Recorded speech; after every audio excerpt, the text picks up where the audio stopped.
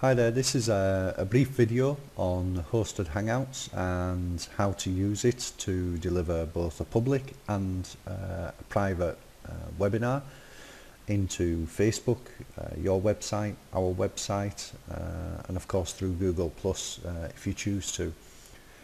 Before we start, I'm just going to highlight a few key differences that are going to be covered in this overview. The first one is that, of course, with most of these systems you will be using Google Hangouts to deliver your webinar. However, with hosted Hangouts, until you actually launch the Hangout or the webinar, you don't integrate or don't interact with Google+. We manage everything for you. And we also feed into Facebook and have our proprietary question and answer system, which means that the user, whether they be interacting with you through Facebook, through hosted Hangouts or through your website, do not need to log in. If of course you want to have a login on your website and you want to control what's visible, that's entirely up to yourself, and I'm going to show you how to do that, because there are two basic methods of delivery. One is public and one is private. So the first thing we need to do is log in. Now I've created an account for myself using my Facebook account, and it's just a standard account with a subscription. You can of course log in with Google Plus or with Twitter, and all you need is a subscription to be able to do that. I'll just cover those now. There are two basic subscriptions, both available directly through the website. You can either have a weekly trial subscription or pay by month.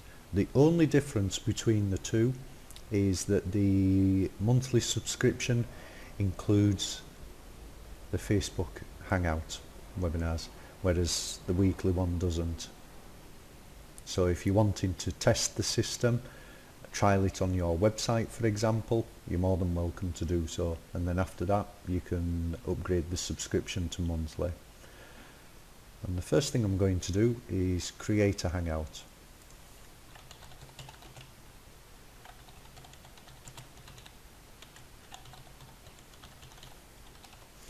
So I'm going to give that a name. Now here you can see it's asking me for a branding image URL, and that's a link to a URL to on your website or somewhere else, and then it asks for a branding link URL. Now that's where the image goes to when somebody clicks it. Normally, and we'll show you this in a moment, there will be a logo in the top right hand corner. That would be our logo, but if you want to change that, you're more than welcome. And you'll see as well at the side of the majority of the fields there are help icons, so you can just click that and it will give you a description on that particular item. So I'm going to leave those two blank because we're creating this for hosted Hangouts, so we want it to link to hosted Hangouts. And I'm going to create a Hangout now, so for today, and I'm going to make it a few minutes in the past, so 10:30 as it's 10:46 here. I'm not going to change the description, but the description actually displays on your website and on Facebook and on hosted Hangouts, and it gives people an indication of what the Hangout is about. You'll see here as well there are two boxes, one for participants and one for viewers. Now the participants are the people that you would like to actually be in the webinar with you and in joining the conversation and the presentation with you. So you may want panel experts, for example, clients, people of repute to come into the film strip as it's referred to and participate in the webinar. The viewers are people who you simply want to be able to view the webinar. Now if you make this webinar public by ticking this box, both the participants and the viewers receive an email, and that email stipulates that a Hangout has been created, you've been invited them, and if they are participants, it will actually say before the webinar goes live, you will receive another email to tell you how to join in with the webinar, and we'll do that in a moment. The viewers, on the other hand, will only receive one email, and it will simply tell them that the webinar has been scheduled by yourself, they're invited to attend, and then the link to the webinar on our website. So if I create this Hangout now, that's it, it's done. Okay, so now I'm in Manage My Hangouts, and you'll see we have a Hangout here scheduled for the 1st of January next year. And the reason we've done this is that the Facebook application picks up the next available webinar or Hangout that's due to play. If one isn't available, it plays the default one, and because we don't want the default one to play, we simply created one, put our own video in, and now that plays on Facebook if another webinar isn't due to play. The webinar we just created was set for a few minutes ago, so it will be available in replays because as far as the system is concerned, it's live. So I'm going to open that up for edit, and you'll see at this point I can still invite participants and still invite viewers.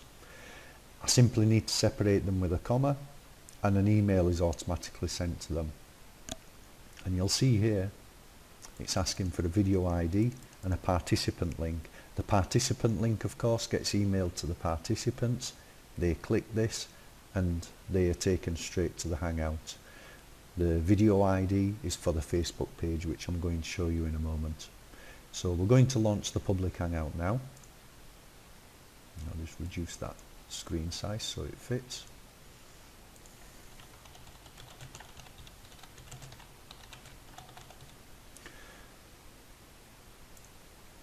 There we go.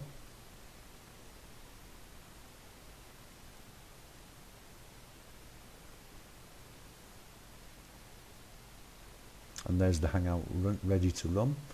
And we'll see here the video link, the participant link. So I'm going to copy that and I'm going to paste that into there. And then I'm going to take the video link here.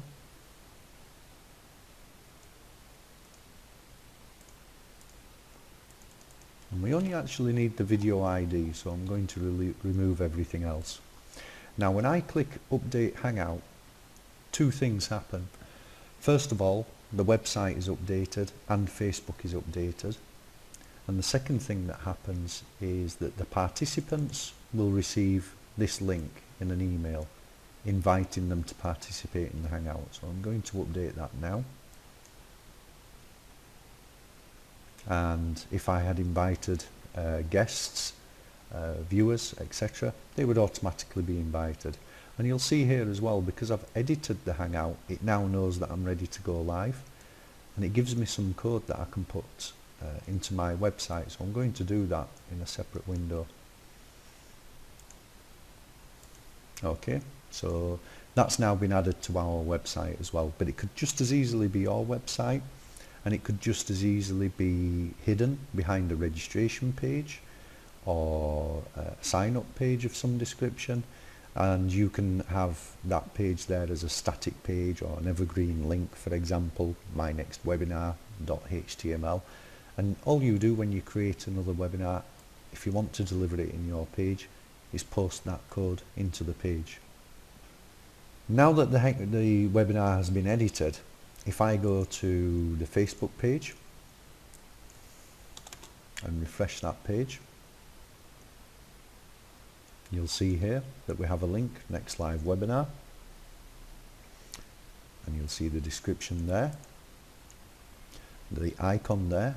If you recall, we could have a custom image and a custom URL. So if I click that, of course it goes to hosted Hangouts. And if I scroll down, we've actually embedded the code within our own website as well. And you'll see there, scheduled to run at 10:30. One of the other things that happens before I've even launched the Hangout, you'll see here, I haven't started broadcast yet. One of the other things that happens is when the webinar is due to go live, a questions and answers box appears underneath, and people can ask questions directly to you, and it doesn't matter whether they're participating in Facebook, your website, our website, or any other website. Those questions and answers are centralized and specific to that particular Hangout. So I can go to, for example, my page. Let's imagine this is your website. The question and answers application here pulls the questions across from Facebook and any other source and presents them here. You simply need to click refresh. So if I go to the Facebook page